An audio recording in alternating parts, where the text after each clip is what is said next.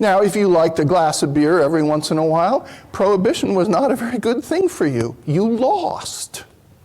You lost that battle. You lost it for a good number of years, and then you won it again. What kind of battles are we having today that are similar? Marijuana, yes! Pot. Recreational pot, is it legal in Massachusetts? Mm-hmm. I don't know that they've opened any recreational pot stores yet, though. But it's legal. How did it get to be legal? Democracy.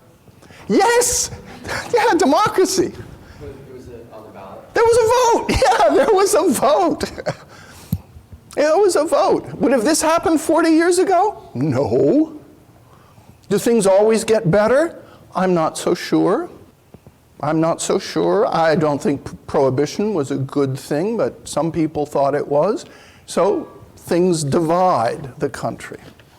They divide it. And they will continue to divide it. They will continue to divide it.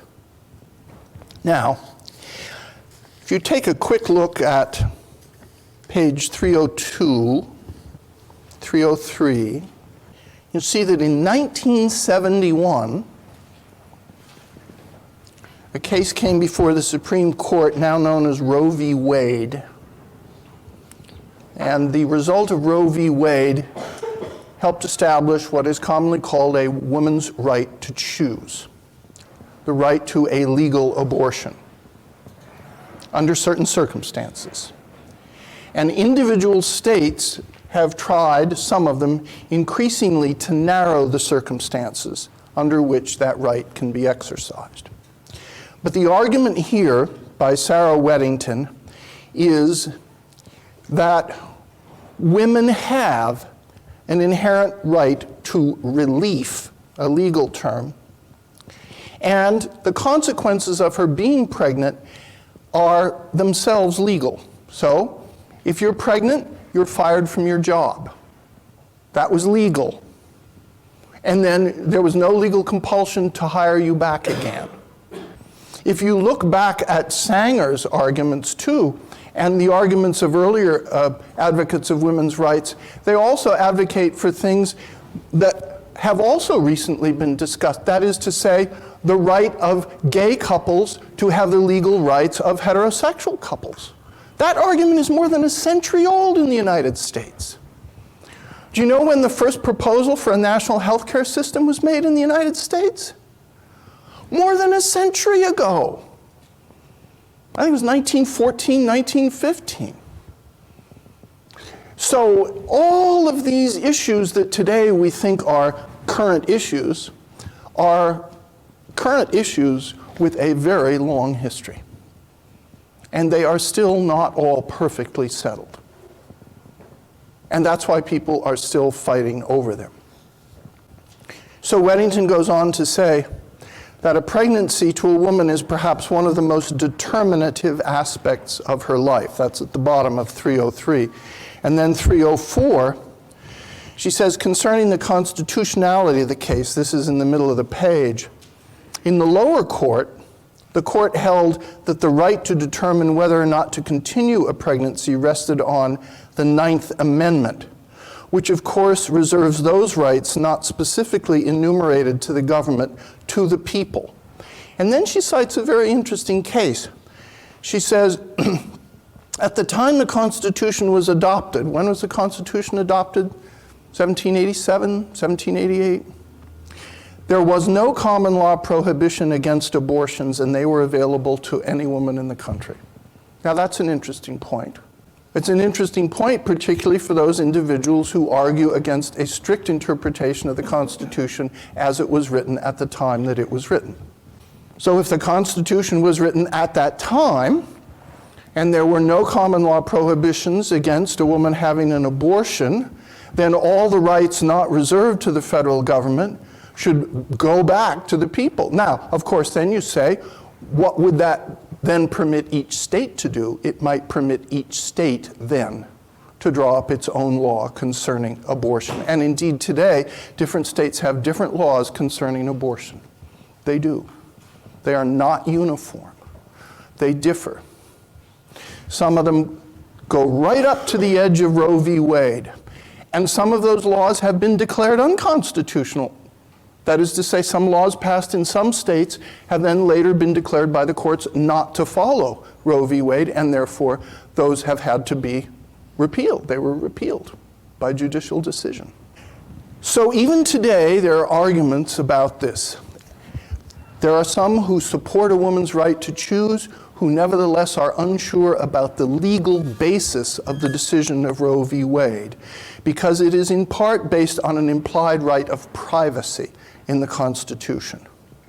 Does the Constitution explicitly list a right of privacy? No, it does not. It's very interesting.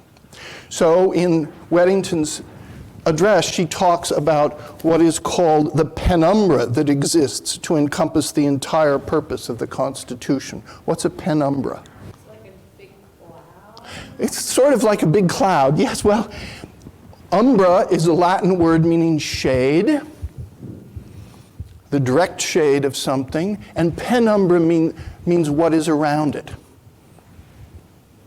So a penumbra of the Constitution would be things associated directly with it, but not actually directly in it. It's an interesting legal concept.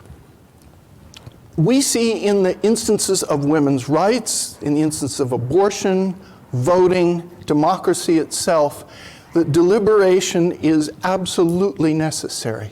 And it goes on. And you marshal your best arguments. Is it political? Of course it's political. There's no getting around it. It is political.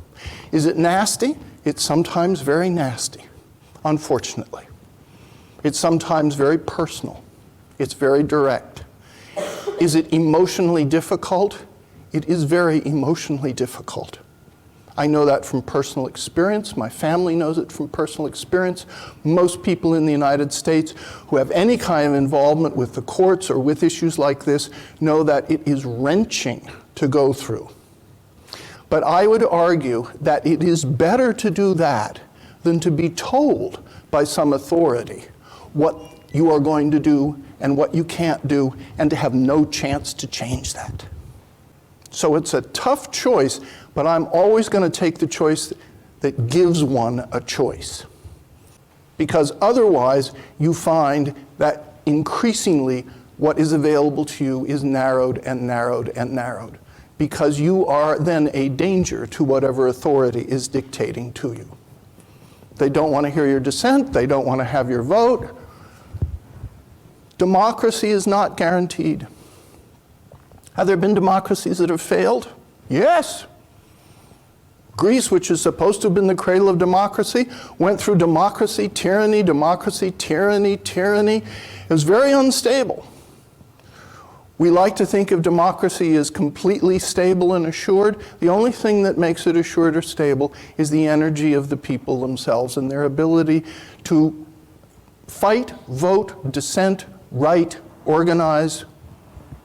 And then with this added complication, which I've tried to stress in this class, it takes a long period of time, and there are people who are voting, fighting, dissenting, organizing against you. So how do you try to prevail and be fair at the same time? And it takes an awful lot of guts. It takes an awful lot of courage. And it takes some rhetoric, too. It does. Because if you don't have that ability, you will not be able to bring people along. You will not be able to persuade others. And the candidates you support will not prevail.